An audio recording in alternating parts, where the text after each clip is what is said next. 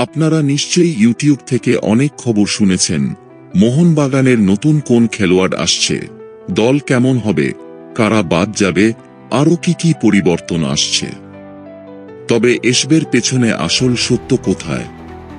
আপনি হয়তো এসব শুনেছেন, দেখেছেন, কেউ বিশ্বাস করছেন, কেউ হয়তো বিশ্বাস করতে চান না, কিন্তু আসল ব্যাপারটা কোথায় দাঁড়িয়ে আছে?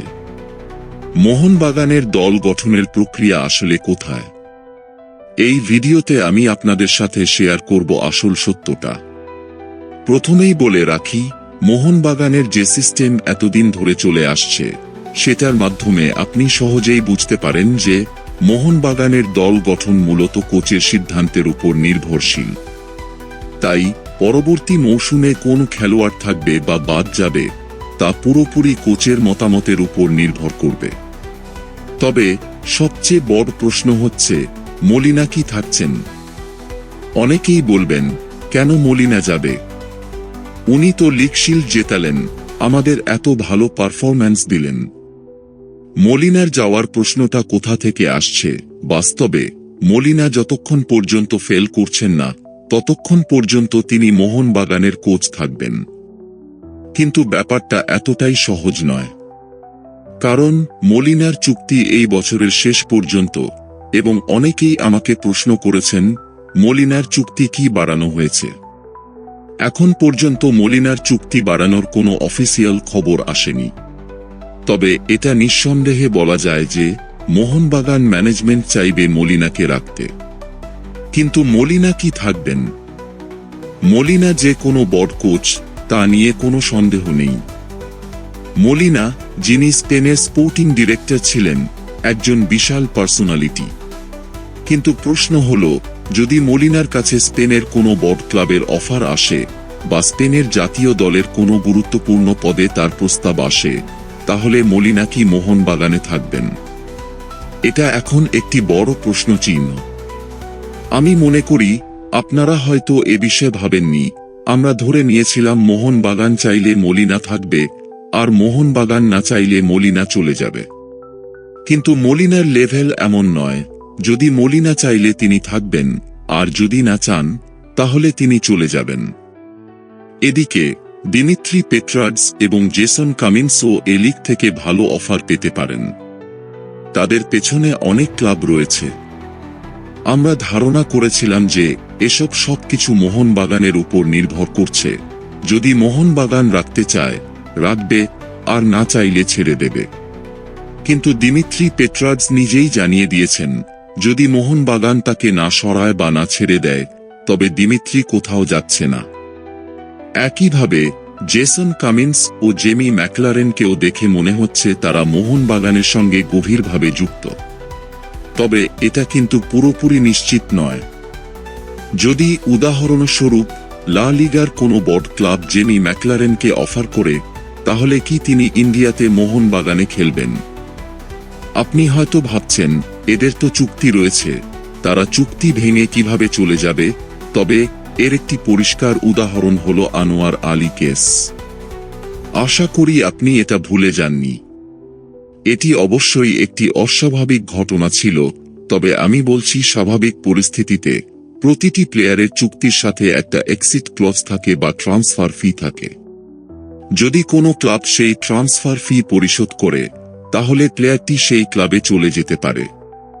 আর সিজন শেষে মোহনবাগান ম্যানেজমেন্ট প্রত্যেক প্লেয়ারের সাথে বসে, যেমনটা তারা আগের বার করেছিল কিয়ান নাসিরকে নিয়ে, যারা চেন্নাই থেকে অফার পেয়েছিল এবং তাকে গেম টাইমের জন্য বেশি সুযোগ পাচ্ছিল, যার কারণে সে চলে গিয়েছিল। এভাবে মোহনবাগান দলের অনেক খেলোয়াড়ের ভবিষ্যৎ ঝুলে থাকতে পারে। এমনকি কিছু জুনিয়র খেলোয়াড়ের কাছেও আই লিগ ক্লাবের অফার আসতে পারে। সিজন শেষে মোহনবাগান যখন খেলোয়াড়দের সাথে বসবে, তখন জানা যাবে তাদের কাছে কি অফার আছে, তারা কি করতে চায়। যদি কোনো খেলোয়াড় মোহনবাগানের ভবিষ্যৎ পরিকল্পনার সাথে গুরুত্বপূর্ণ হয়ে থাকে, তবে মোহনবাগান তাকে রাখতে চেষ্টা করবে।